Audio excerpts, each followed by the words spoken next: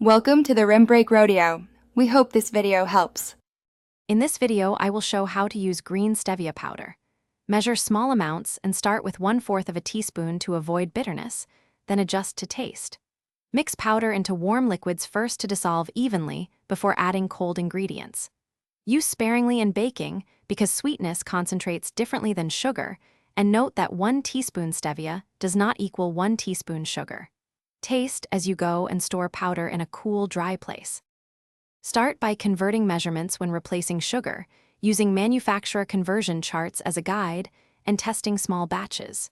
For beverages, dissolve green stevia powder in a little warm water before adding ice or milk to prevent clumping.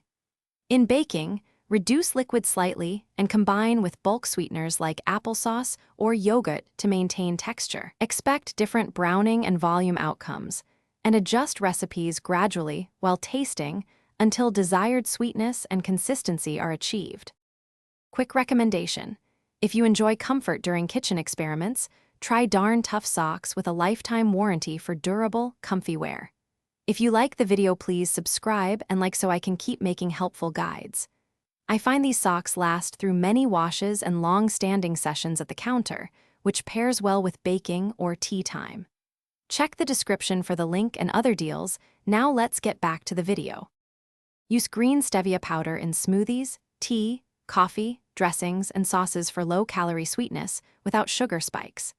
Pair it with acidic ingredients like lemon or vinegar to brighten flavor, and with salt or vanilla to reduce bitter notes. Be mindful of added ingredients and portion control because stevia is highly concentrated. Test small increments and note how sweetness evolves over time when chilled or baked to avoid oversweetening carefully. Thanks for watching.